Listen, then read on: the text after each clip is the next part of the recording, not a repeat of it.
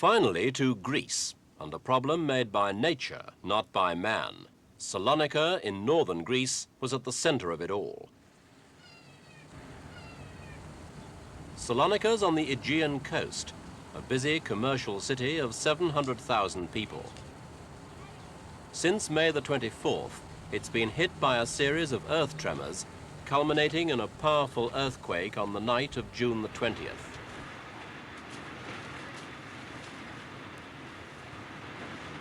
The earthquake measured 6.5 on the Richter scale, and as with any severe quake, the damage was extensive. One 8-story block of flats collapsed, and more than 40 apartment buildings were made uninhabitable. The homes of another 800 families were also seriously damaged. Salonika is the second largest city in Greece, and much of it is modern. In fact, the damage could have been much worse, because the new buildings withstood the shocks relatively well. It was generally the older buildings which suffered, many badly cracked by the earlier tremors.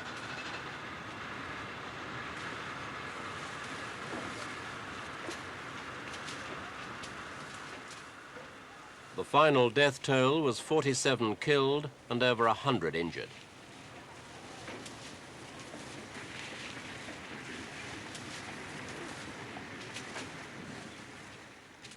Salonika lies right on the path of one of the world's major earthquake belts, regions where the Earth's crust is less stable because of lines of fracture. The two sections of rock are subjected to different amounts of pressure. As the tension increases, the surface of the Earth may be forced upwards until the crust actually cracks open, and the vibrations traveling through the rocks topple buildings. One reason why the Salonika quake didn't cause as much damage as expected was that as much as half the energy released by the tremor was absorbed when a crack, 14 kilometers long, opened up near Lake Volvi, east of the city.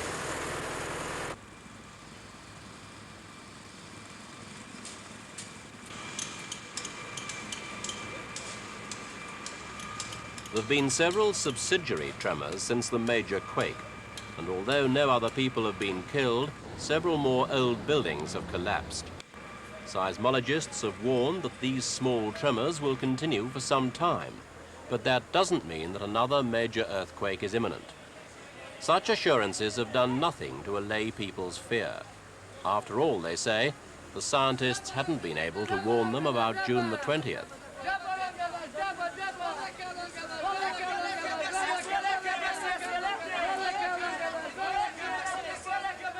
Once the initial panic died down, many people returned to their jobs, especially those with small businesses whose whole livelihood depends on keeping open for trade.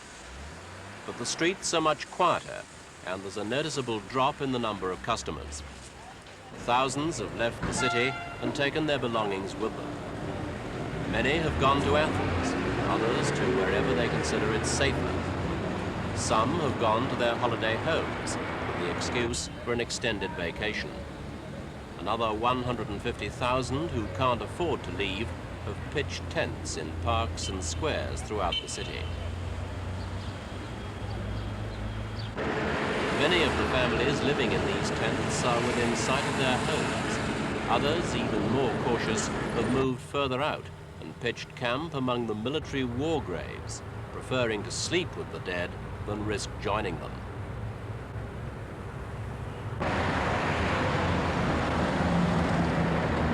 It's often easy to be misled about the safety of buildings. Appearances can deceive. So, throughout the city, they've been marked with different colored stickers. Green means safe to be inhabited. Yellow, safe, but repairs are needed. The red marker is the most serious. That means the building cannot be lived in until it's repaired as specified on the white label.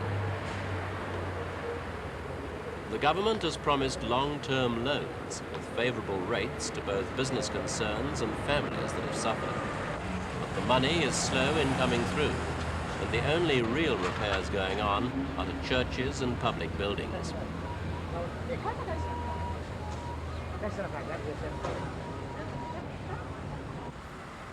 But for the first month after the quake, most people were more concerned about their safety than damage to their property.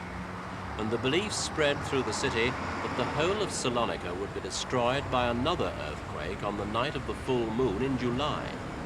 As the date drew nearer, tension in the city visibly increased. In fact, nearly 4/5 of the population took to their cars, or whatever transport they could afford, and headed out to the countryside. Even the educated were caught up in the hysteria while admitting their illogical behavior. Shops and factories closed as the paralyzing air of fatalism gripped the people. And as the last of the traffic left the outskirts of Salonika, the city center was left like a ghost town. A number of the more rational residents stayed to join in a song and dance party organized for later that evening. But even they kept clear of the streets.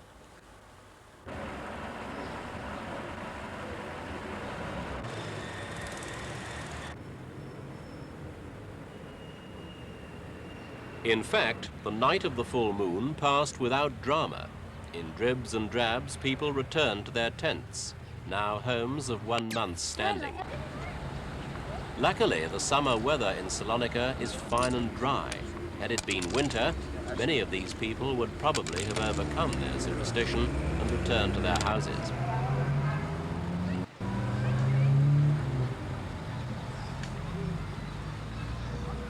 While people go on living in tents, business in Salonika is suffering heavily.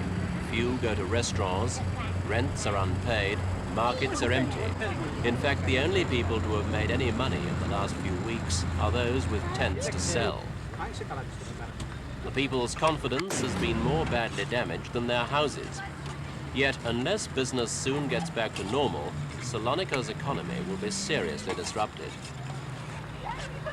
Each night, a few more windows light up, an encouraging sign because it persuades others back to their apartments too. Some people have complained that they've gone to their flats, but have found life on their own in a big block too lonely and moved out again. The Greek government has tried to make things a little easier. Health centers have been set up and daily food rations are given out.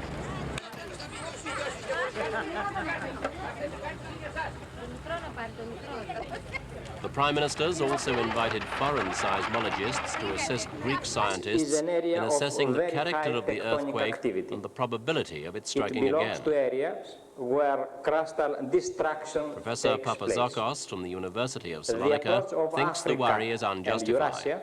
He says people are overreacting simply because it's the first time in modern history that a major earthquake has hit a large Greek city.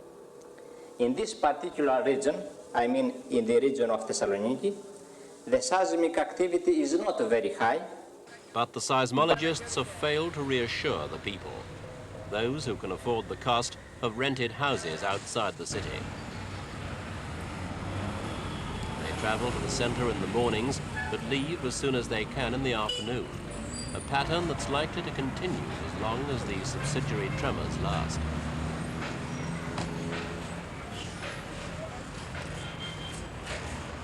Premier Constantine Karamanlis himself visited Salonika at the time of the full moon in a vain attempt to restore confidence by reviewing plans for the city's rehabilitation. But it's not just the people of Salonika who must be convinced that it's safe to live there again.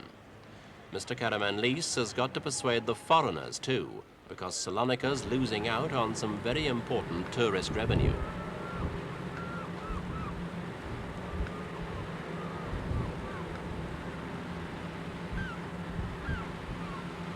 At the time of the earthquake, the beaches outside the city were crowded with people from all parts of Europe. In fact, the tourists were fairly safe, especially as this quake didn't cause tidal waves along the coast.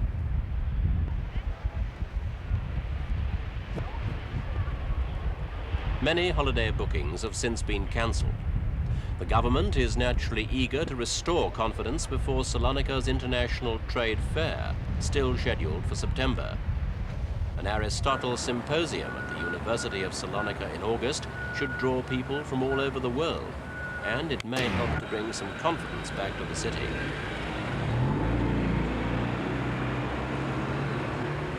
The panic that's gripped the city for the last few weeks is subsiding. After all, people can't just sit and wait forever for another earthquake. Sooner or later, they'll have to go back and pick up the threads of their ordinary lives.